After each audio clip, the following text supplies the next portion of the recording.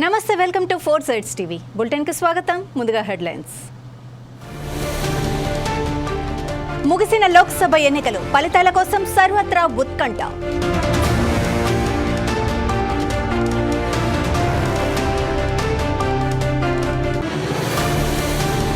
ఏపీలో రెండు ప్రధాన పక్షాలకు అనుకూలంగా ఎగ్జిట్ పోల్స్, బెట్టింగ్స్ కోసమే ఈ సర్వేలు అనే విమర్శలు.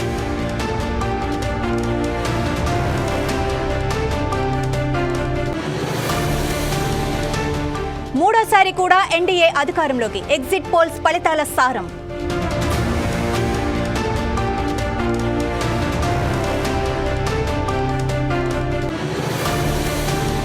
సార్వత్రిక ఎన్నికల్లో కరెన్సీ పరుగులు, ప్రతి చోట ఓటర్లపై నోట్ల వర్షం.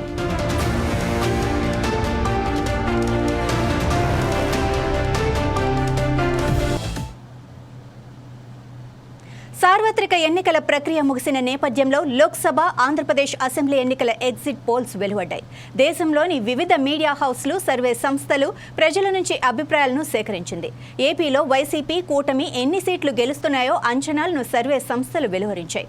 ఆంధ్రప్రదేశ్లో 175 అసెంబ్లీ స్థానాలకు జరిగిన ఎన్నికల్లో 2387 మంది అభ్యర్థులు బరిలో నిలిచారు.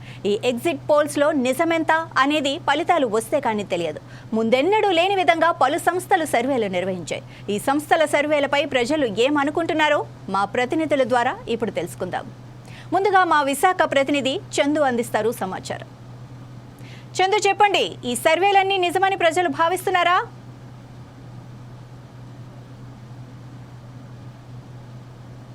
చందు. ఓకే, చందు ప్రస్తుతానికి అందుబాటులో లేరు. సో మనం శ్రీనివాస్తో మాట్లాడదాం. హలో శ్రీనివాస్, చెప్పండి, సర్వేలన్నీ నిజమని ప్రజలు భావిస్తున్నారా?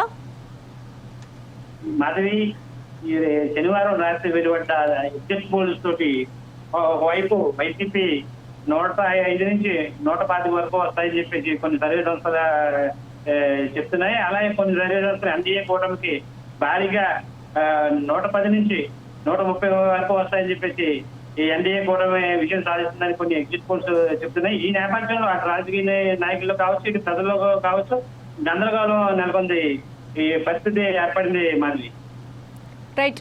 మరి ప్రజలు కూడా దీన్ని, అంటే ఈ సర్వేలన్నీ నిజమని అనుకుంటున్నారా, లేకపోతే ఇదంతా ఉత్తిదే అని కొట్టిపారేస్తున్న సందర్భాలు ఏమైనా కనిపిస్తున్నాయా? ఈ సర్వేలు చూస్తుంటే అటు ప్రజల్లోనూ ఇటు రాజకీయ నాయకుల్లో కూడా నమ్మకం అయితే పోయింది. ఎందుకంటే ఈ ఎగ్జిట్ పోల్స్ అనేది ఒక స్టేటస్ తో రావట్లేదు. ఎందుకంటే ఒక పార్టీకి అనుకూలంగా వచ్చిన సర్వేలుగానే భావిస్తున్నారు. ఎవరి పార్టీకి వారు చెప్పుకునే విధంగా ఈ ఎగ్జిట్ పోల్స్ వచ్చినవి మాదిరి. అలాగే ఇప్పుడు పోలీస్ దళాలు కానీ ఇవన్నీ కూడా ఎక్కడికక్కడ మోహరించున్నాయి. ఇది దీని మీద ఏంటంటే ఇదంతా ఒక గందరగోళం నెలకొనే పరిస్థితే ఉంది మాదిరి. ఓకే, పొలిటికల్ లీడర్స్ ఏమనుకుంటున్నారు? పొలిటికల్ లీడర్స్ అయితే మా పార్టీ నచ్చదండి, మా పార్టీ నచ్చదని చెప్పేసి ఏ పార్టీకి ఆ పార్టీ నాయకులు చెప్తున్నారు. ముఖ్యంగా చూసుకుంటే ఉమ్మడి తూర్పుగోదావరి జిల్లాలో రాజకీయం అనే దానికి ఇక్కడే మొదలవుతుంది. ఈ రాష్ట్రంలో కూటమికి బలమైన జిల్లాగా ఉమ్మడి తూర్పుగోదావరి జిల్లా పేర్కొచ్చు. ఇక్కడ 19 అసెంబ్లీ, 3 పార్లమెంట్ నియోజకవర్గాలు ఉన్నాయి. ఈ స్థానాల్లో వైఎస్ఆర్సీపీ పోటీ చేస్తుండగా తెలుగుదేశం, జనసేన, బీజేపీ అభ్యర్థులు మాత్రం కూటమి పోటీలో దిగడంతో ఇక్కడ ఉత్కంఠ పరిస్థితి నెలకొంది మాది. రైట్. మరి కార్యకర్తలు, అలాగే సెకండ్ గ్రేడ్, థర్డ్ గ్రేడ్ ఈ లీడర్స్ ఏమనుకుంటున్నారు? కార్యకర్తల అభిప్రాయాలు ఏంటి? కార్యకర్తల్లో అయితే ఈ చాలా అటు వైసీపీ కావచ్చు, ఇటు కూటమి కార్యకర్తలు కావచ్చు చాలా ఆనందంగా ఉన్నారు. ఎందుకంటే ఇప్పటికే బెట్టింగ్లు కాడుతున్నారు. ఈ బెట్టింగ్లు కాల్సిన నేపథ్యంలో శనివారం రాత్రి వెలువడ్డ ఈ ఎగ్జిట్ పోల్స్ తోటి వారికి అడ్డుపడ్డ పరిస్థితి నెలకొంది. ఎందుకంటే ఇప్పటి వరకు కూడా ఎగ్జిట్ పోల్స్ అనేది ఒక క్లారిటీ అనేది ఉంటుంది. ఈ క్లారిటీ లేకుండా కొన్ని సంవత్సరాలు కొన్ని సంవత్సరాలు ఇటు చెప్పడంతో వారికి గందరగోళ పరిస్థితులు ఉంటారు. ఈ సర్వేలన్నీ కూడా బెట్టింగ్ల కోసమే అన్న చర్చ బయట నడుస్తోంది, నిజమేనంటారా? ఇది ఈ ఎలక్షన్ అయితే మాత్రం ఎవరికి అంతుపట్టని విధంగానే ఈ ఎన్నికలు జరిగాయి. రేపు 4వ తేదీన వచ్చే కౌంటింగ్ తోటి సమాధానం తప్ప ఈ ఎగ్జిట్ పోల్స్ ఈ అన్ని కూడా విచిత్ర అనే పరిస్థితి ప్రజల్లోనూ కార్యకర్తల్లోనూ ఉంది. అలాగే ఈ కార్యకర్తలు చాలా మంది కూడా అప్పులు చేసి మరి కూడా కోట్లాది రూపాయలు ఒక్క పిఠాపురంలోనే భారీ బెట్టింగ్లు జరగడం విశేషం Madhavi. Right, thank you Srinivas.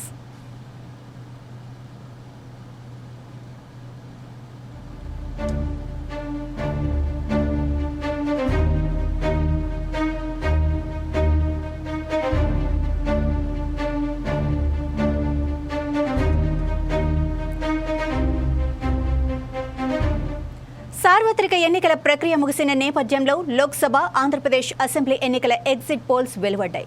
దేశంలోని వివిధ మీడియా హౌస్లు, సర్వే సంస్థలు ప్రజల నుంచి అభిప్రాయాలను సేకరించింది. ఏపీలో వైసీపీ కూటమి ఎన్ని సీట్లు గెలుస్తున్నాయో అంచనాలను సర్వే సంస్థలు వెలువరించాయి. ఆంధ్రప్రదేశ్లో 175 అసెంబ్లీ స్థానాలకు జరిగిన ఎన్నికల్లో 2387 మంది అభ్యర్థులు బరిలో నిలిచారు. ఈ ఎగ్జిట్ పోల్స్లో నిజమెంత? ఈ ఫలితాలు వస్తే కానీ తెలియదు. ముందెన్నడూ లేని విధంగా పలు సంస్థలు సర్వేలు నిర్వహించాయి. ఈ సర్వే సంస్థలపై ప్రజలు ఏమనుకుంటున్నారు అన్నది తేలాల్సింది.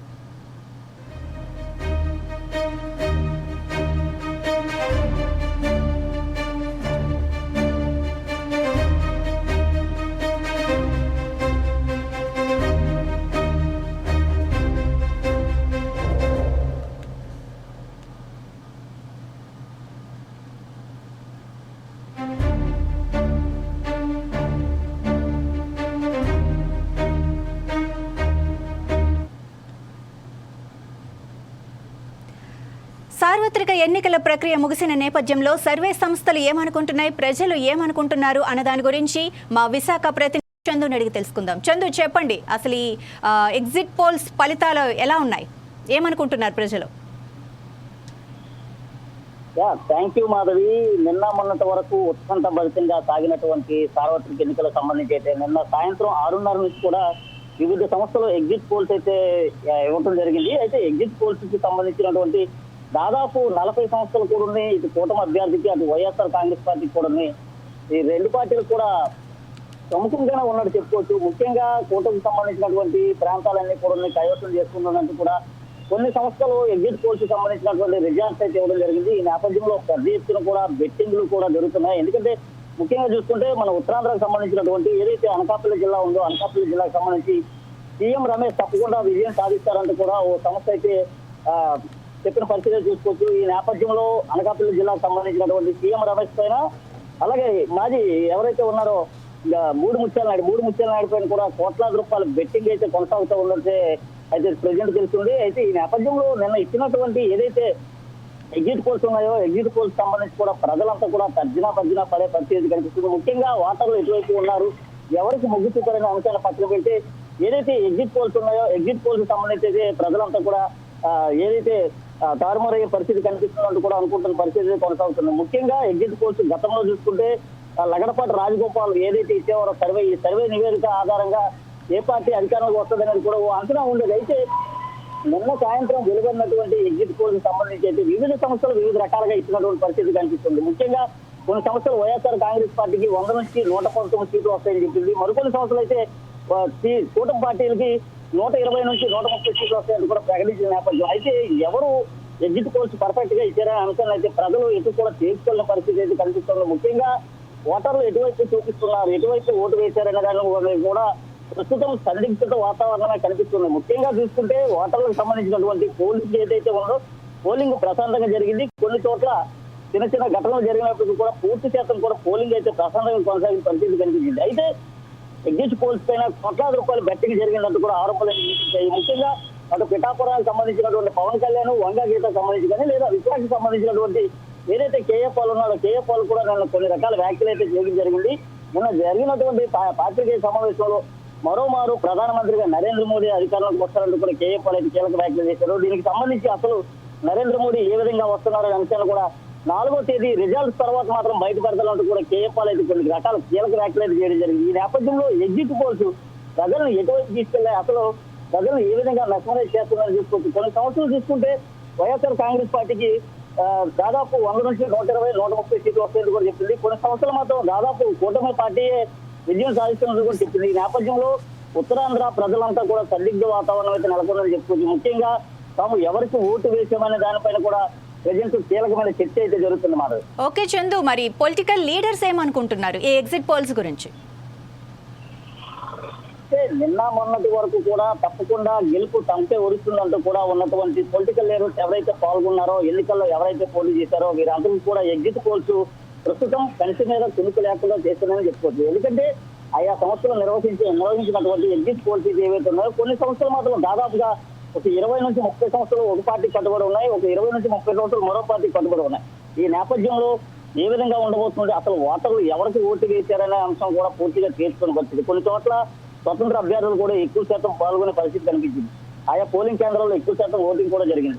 అయితే ముఖ్యంగా మనం కీలకంగా చూసుకుంటే ప్రధానంగా ఓటర్లు ఎవరి వైపు ఉన్నదనే అంశాన్ని పక్కన పెడితే ప్రస్తుతం పోటీ చేసినటువంటి అభ్యర్థులు మాత్రం ముబ్బరుగా ఇబ్బంది పడే పరిస్థితి కనిపిస్తుంది. ముఖ్యంగా చూసుకుంటే రాష్ట్ర వ్యాప్తంగా కూడా ఓటింగ్ శాతం అయితే దాదాపు అన్ని ప్రాంతాల్లో కూడా పూర్తయింది. ఈ నేపథ్యంలో రాజకీయ నాయకులు కూడా ఎవరికి ఓటు వేశారు అనే దానిపై కూడా పూర్తిగా తేల్చుకునే పరిస్థితి కనిపిస్తున్నారు. రైట్ చందు, మరి ఈ ఎగ్జిట్ పోల్స్ గురించి ఏవైతే అభిప్రాయాలు వస్తున్నాయో ఇవన్నీ కూడా కేవలం బెట్టింగ్ల కోసమే అన్న మాట కూడా వినిపిస్తోంది. బెట్టింగ్లు అంటే లీడర్స్వా లేకపోతే ప్రజలా లేకపోతే ఇద్దరునా, ఏమనుకోవాలి?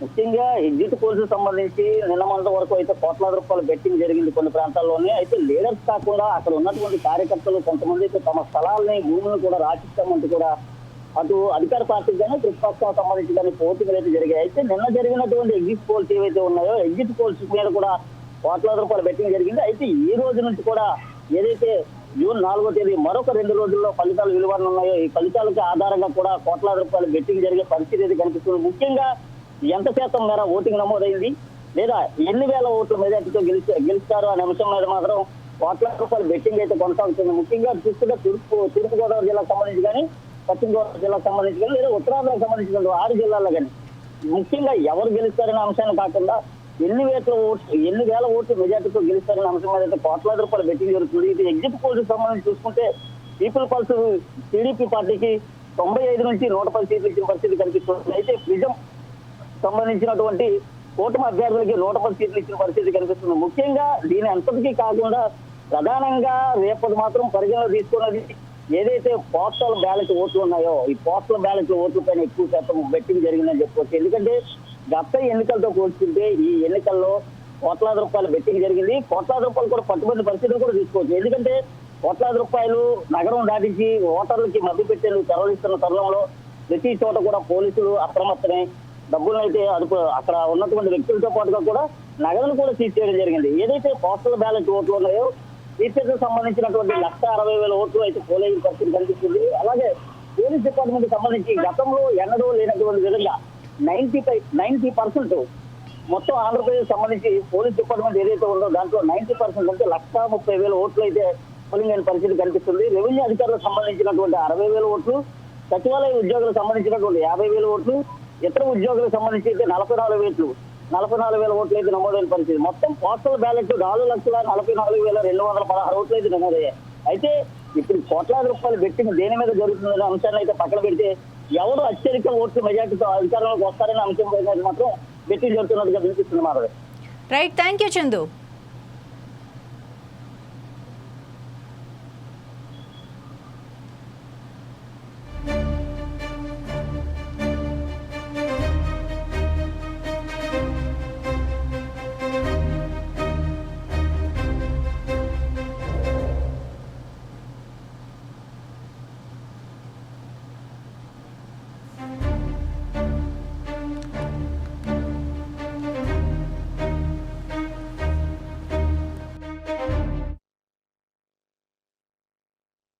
ఏడో దశ పోలింగ్ ముగిసింది. తుది దశలో 8 రాష్ట్రాల్లోని 57 లోక్సభ స్థానాలకు పోలింగ్ పూర్తయింది.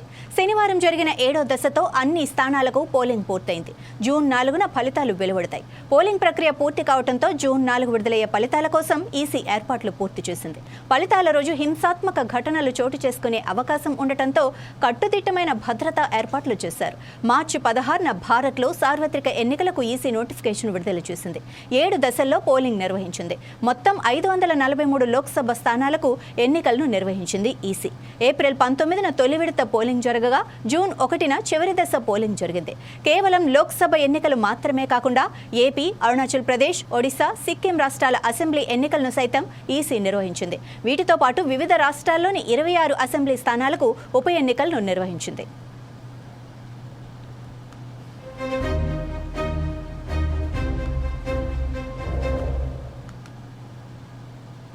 తిరుగులేని మెజారిటీతో కేంద్రంలో మూడోసారి ఎన్డీఏ అధికారంలోకి రావచ్చని ఎగ్జిట్ పోల్స్ ఫలితాలు చెబుతున్నాయి.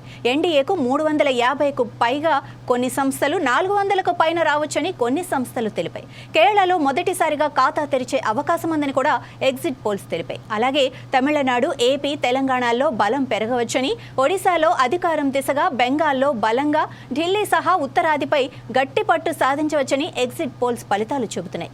వాస్తవ ఫలితాలు ఎలా ఉంటాయో 4వ తేదీన కానీ తెలియదు. బీజేపీ శ్రేణులు మాత్రం సంబరాలు చేసుకోవడానికి సమాయత్తమవుతున్నారు.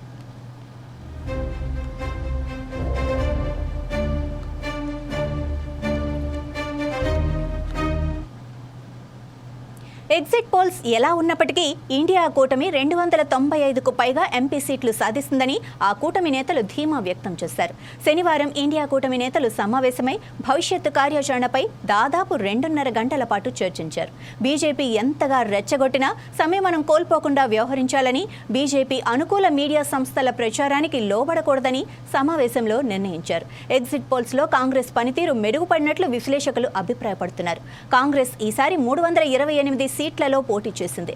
చాలా చోట్ల పొత్తు కుదుర్చుకొని మిత్రపక్షాలకు పోటీ చేసే అవకాశం ఇచ్చింది.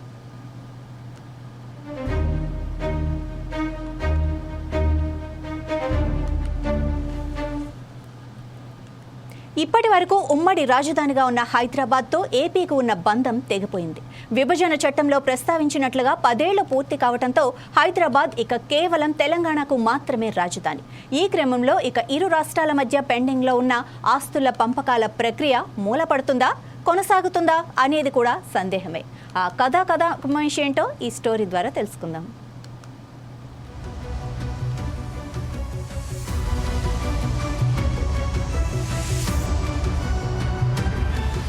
ఆంధ్రప్రదేశ్ని 2 రాష్ట్రాలుగా 2014లో విభజించినప్పుడు హైదరాబాద్ను 10 ఏళ్ల పాటు ఉమ్మడి రాజధానిగా నిర్ణయించారు. అప్పటి వరకు 2 ప్రాంతాలకు రాజధానిగా ఉన్న హైదరాబాద్తో బంధాన్ని తెంచుకునే క్రమంలో ఎవ్వరూ ఇబ్బంది పడకుండా ఉండాలన్న లక్ష్యంతో అప్పట్లో కేంద్రం అలా నిర్ణయించింది. విభజన చట్టంలో ఆ విషయాన్ని స్పష్టంగా ప్రస్తావించారు. దీని ప్రకారం ఈ ఏడాది జూన్ 2 వరకు మాత్రమే హైదరాబాద్ ఉమ్మడి రాజధాని. 10 ఏళ్ల కాలం పూర్తయిన క్రమంలో హైదరాబాద్తో పాటు తెలంగాణతో నవ్యాంధ్రప్రదేశ్కున్న అనుబంధం సాంకేతికంగా, చట్టపరంగా పూర్తిగా తెగిపోతోంది. ఏపీలో 3 రాజధానుల వ్యవహారం సుప్రీంకోర్టులో పెండింగ్ లో ఉంది. ఈ క్రమంలో ఆంధ్రప్రదేశ్ రాజధాని లేని రాష్ట్రంగా మిగిలిపోయే పరిస్థితి నెలకొంది. అలాగే ఇరు రాష్ట్రాల మధ్య పెండింగ్ లో ఉన్న ఆస్తుల పంపకాల ప్రక్రియ కూడా మూలన పడుతుందా, కొనసాగుతుందా అన్న అంశంపై ఎవ్వరూ క్లారిటీ ఇవ్వలేకపోతున్నారు. హైదరాబాద్ 10 ఏళ్ల పాటు ఉమ్మడి రాజధానిగా కొనసాగుతుందని, ఈలోపు ఏపీ కొత్త రాజధాని ఏర్పాటు చేసుకోవాలని రాష్ట్ర విభజన చట్టంలో ప్రస్తావించారు. అయితే సొంత గడ్డపైనే పాలన సాగించాలన్న ఉద్దేశంతో అప్పట్లో చంద్రబాబు సర్కారు 2017లోనే ప్రభుత్వ కార్యాలయాలను నవ్యాంధ్రకు తరలించారు. ఆ తర్వాత అమరావతిని నవ్యాంధ్ర రాజధానిగా ప్రకటించారు. పూర్తి స్థాయిలో కేంద్ర సహకారం లేకపోవడంతో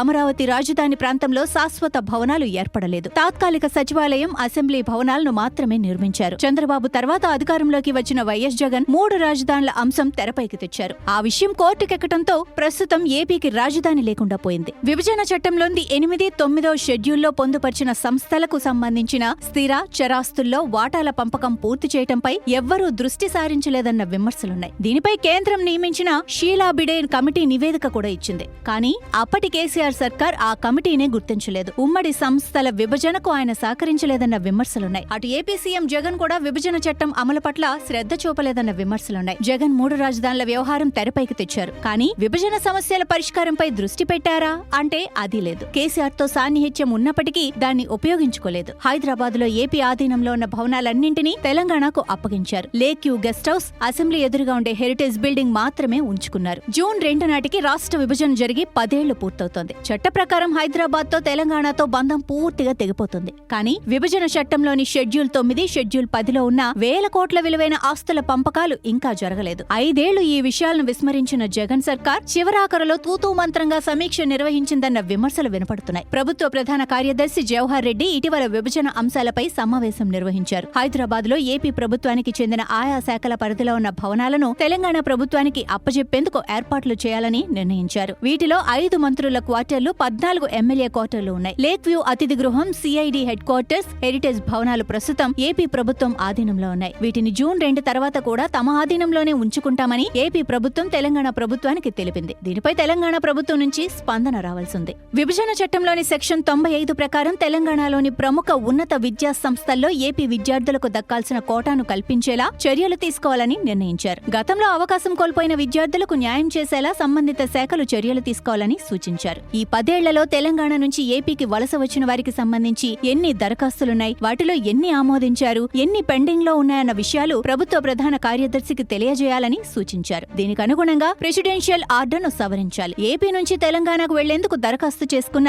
1942 మంది ఉద్యోగులు, తెలంగాణ నుంచి ఏపీకి వచ్చేందుకు దరఖాస్తు చేసుకున్న 1442 మంది ఉద్యోగుల బదిలీ ప్రక్రియను పూర్తి చేయాలని నిర్ణయించారు. తెలంగాణ ప్రభుత్వాన్ని సంప్రదించగా ఎన్నికల కోడ్ ముగిశాక నిర్ణయం తీసుకుంటామందని అధికారులు వెల్లడించినట్లు తెలుస్తోంది. ఇప్పటి వరకు ఇరు రాష్ట్రాల సమస్యల పరిష్కారం కోసం ప్రభుత్వాలు పెద్దగా ప్రయత్నించలేదు. కానీ ఇప్పుడు అలా కాదు. కేంద్రంతో పాటు ఇరు రాష్ట్ర ప్రభుత్వాలు చొరవ చూపిస్తేనే తదుపరి అడుగులు పడతాయి. లేకపోతే 10 ఏళ్లు ఆలస్యం కావచ్చు, మరికొంతకాలం అలాగే కొనసాగవచ్చు. మొత్తం మీద అటు కేంద్ర ప్రభుత్వ నేతలు, ఇటు కేసీఆర్, చంద్రబాబు, జగన్ పూర్తి స్థాయిలో శ్రద్ధ చూపని కారణంగా విభజన సమస్యలు పరిష్కారం కాలేదు. మరోవైపు ఉమ్మడి రాజధానిగా హైదరాబాద్ ను మరికొంతకాలం కొనసాగించాలన్న డిమాండ్లు ఏపీలో ఆ మధ్య వినిపించాయి. ఎన్నికల హడావిడిలో దాని విషయం అందరూ మర్చిపోయారు. ఫలితాలు వచ్చాక మళ్లీ అదే డిమాండ్ తెరపైకి రావచ్చు. అలాగే హైదరాబాద్ ను కేంద్రపాలిత ప్రాంతంగా మార్చాలన్న డిమాండ్లు కూడా ఉన్నాయి. ముఖ్యంగా బీజేపీయే హైదరాబాద్ పై పట్టు కోసం కేంద్రపాలిత ప్రాంతం కావాలని కోరుకుంటోంది. ఈ ప్రతిపాదనను బీఆర్ఎస్ తో పాటు కాంగ్రెస్ కూడా వ్యతిరేకిస్తోంది. ఎన్నికల ఫలితాలు వచ్చాక కొత్త ప్రభుత్వం ఏర్పడ్డాక స్పందన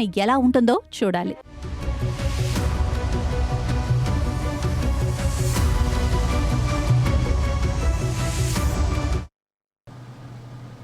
దేశంలో 7 దశల్లో జరిగిన పార్లమెంట్ ఎన్నికల్లో కరెన్సీ పరుగులు పెట్టింది.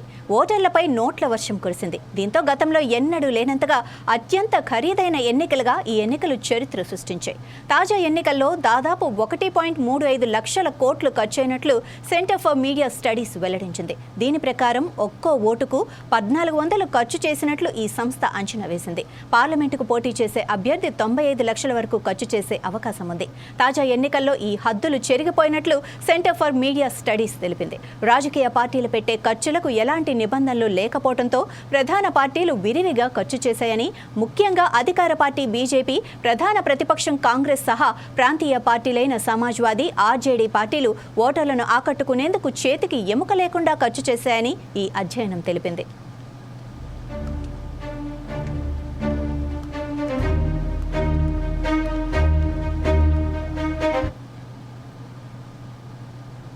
లోక్సభ ఎన్నికల కౌంటింగ్ సందర్భంగా ఎలాంటి అవాంఛనీయ సంఘటనలు జరగకుండా ఉండేందుకు సైబరాబాద్ కమిషనరేట్ పరిధిలోని మద్యం దుకాణాలను మూసివేయాలని సిపి అవినాష్ మహంతి ఆదేశాలు జారీ చేశారు. కమిషనరేట్ పరిధిలోని అన్ని మద్యం దుకాణాలు, కల్లు దుకాణాలు, బార్ అండ్ రెస్టారెంట్లలో ఈ నెల 4న ఉదయం 6 గంటల నుంచి 5వ తేదీ ఉదయం 6 గంటల వరకు మద్యం విక్రయాలపై నిషేధం విధించారు. ఎయిర్పోర్ట్ డ్యూటీ ఫ్రీ షాపులకు మాత్రం మినహాయింపించారు.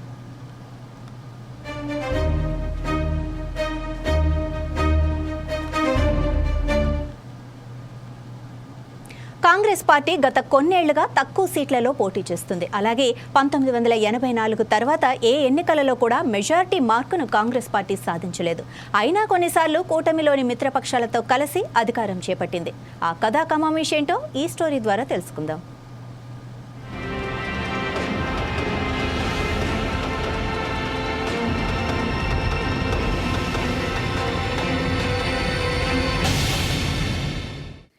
కేంద్రంలో కాంగ్రెస్ పార్టీ అధికారానికి దూరమై 10 ఏళ్లవుతోంది. ఈ 10 ఏళ్ల కాలంలో మోడీ, అమిత్ షా ద్వయం కాంగ్రెస్ పార్టీ ఇమేజ్ని క్రమంగా తగ్గించేశారు. 2024 ఎన్నికల్లో తక్కువ సీట్లలో కాంగ్రెస్ పార్టీ బరిలోకి దిగింది. కేవలం 328 సీట్లలోనే పోటీ చేసింది. కాంగ్రెస్ పార్టీ సీట్లు తగ్గించుకోవడానికి కారణం పెద్ద రాష్ట్రాల్లో మిత్రపక్షాలకు న్యాయం చేయడం కోసమే అని ఆ పార్టీ నేతలంటున్నారు. ఉత్తరప్రదేశ్, పశ్చిమ బెంగాల్, బీహార్, తమిళనాడులో 201 లోక్సభ స్థానాలున్నాయి. ఆయా చోట్ల కూటమిలో ఉన్న ప్రాంతీయ పార్టీలు మెజారిటీ సీట్లలో పోటీ చేస్తున్నాయి. బీజేపీని గద్దెదించడమే లక్ష్యంగా కాంగ్రెస్ పార్టీ టార్గెట్ విధించుకుంది. ఆ క్రమంలో మిత్రపక్షాలకు ఎక్కువ సీట్లను కేటాయించింది.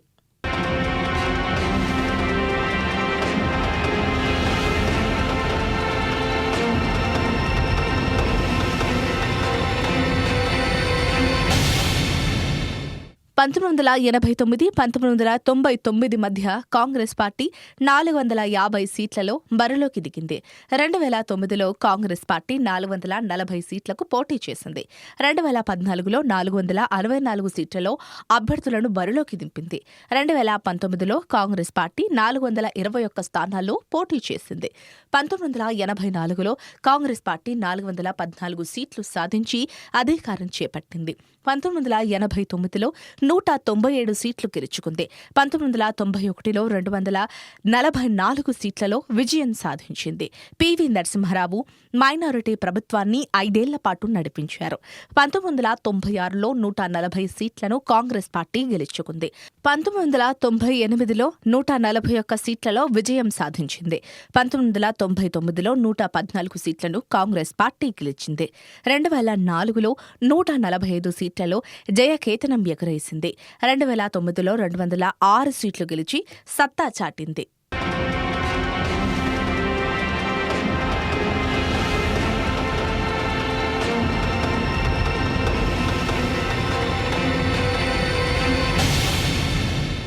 పంతొమ్మిది 1984 తర్వాత ఏ ఎన్నికలో కూడా కాంగ్రెస్ మెజారిటీ మార్కును సాధించలేదు. 2014లో ఘోర పరాజయాన్ని చవిచూసింది. కేవలం 44 సీట్లతో కాంగ్రెస్ పార్టీ సరిపెట్టుకుంది. 2019లో కూడా వరుస పరాజయమే. 52 సీట్లకు పరిమితమయ్యింది. గత 40 ఏళ్ల నుంచి కాంగ్రెస్ పార్టీ మ్యాజిక్ ఫిగర్ అంటే 272కు చేరుకోలేకపోయింది. బీజేపీ 4 దశాబ్దాల్లో ఎదిగింది. 2 సీట్ల నుంచి 303 సీట్లు సాధించింది. భారతదేశ ఎన్నికల చరిత్రలో ఎప్పుడూ లేని విధంగా కాంగ్రెస్ అతి తక్కువ లోక్సభ స్థానాల్లో పోటీ చేస్తోంది. ఇండియా కూటమి సీట్ల షేరింగ్లో భాగంగా ఇతర పార్టీలతో ఒప్పందాలు కుదుర్చుకుని తాను తక్కువ స్థానాలకే పరిమితమయ్యింది. ప్రస్తుతమున్న నివేదికల ప్రకారం మొత్తం 543 ఎంపీ స్థానాలకు గాను కేవలం 328 స్థానాలకు పోటీ చేసింది. గత 2 ఎన్నికల్లో చావు దెబ్బతిన్న కాంగ్రెస్ ఈసారి కూటమిగా ముందుకు వెళ్లాలని నిర్ణయించుకుంది.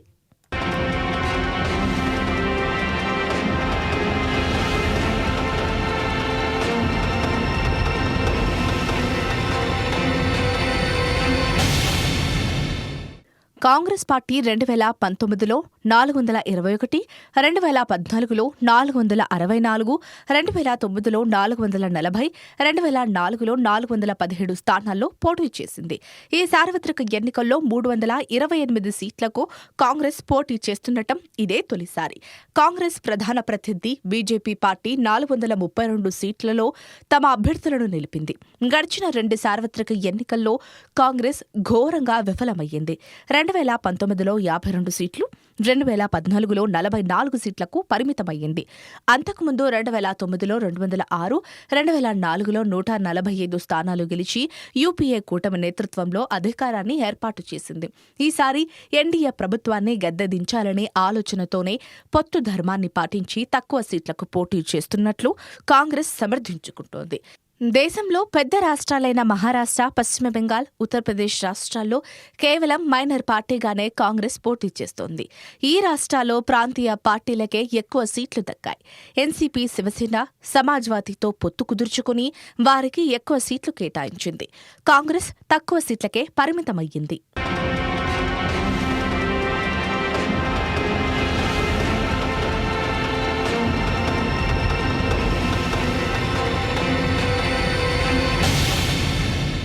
ఉత్తరప్రదేశ్, పశ్చిమ బెంగాల్, బీహార్, తమిళనాడు రాష్ట్రాల్లో మొత్తం 201 స్థానాలున్నాయి. అయితే ఈ రాష్ట్రాల్లో మిత్రపక్షాలకే గణనీయమైన సీట్లు దక్కాయి. దీంతో కాంగ్రెస్ తక్కువ సీట్లకు పరిమితమయ్యింది. మహారాష్ట్రలో 48 ఎంపీ స్థానాలకు గాను కాంగ్రెస్ 17 స్థానాల్లో పోటీ చేస్తోంది. ఇదే విధంగా యూపీలో 80 స్థానాలకు గాను 17, బీహార్లో 40 స్థానాలకు గాను 9, తమిళనాడులో 39 స్థానాలకు గాను 9 స్థానాల్లోనే పోటీ చేస్తోంది. ఇక పశ్చిమ బెంగాల్లో 42 స్థానాలకు గాను 7 స్థానాలకే అభ్యర్థులను ప్రకటించింది. ఢిల్లీ, హర్యానా, గుజరాత్ రాష్ట్రాల్లో కాంగ్రెస్ తన కూటమి భాగస్వామి ఆమ్ ఆద్మీ పార్టీ కోసం 6 సీట్లు వదులుకుంది. ఇలా సీట్లు తగ్గించుకుని మిత్రపక్షాలకు అవకాశం ఇవ్వడం మంచి పరిణామమే.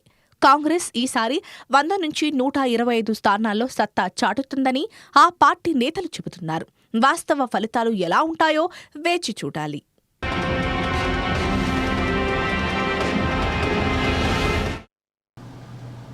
ఇవి ఈ బులెటిన్ సమాచారం. మరింత సమాచారంతో మరో బులెటిన్లో మళ్ళీ కలుద్దాం. అంతవరకు చూస్తూనే ఉండండి 4 Sides TV.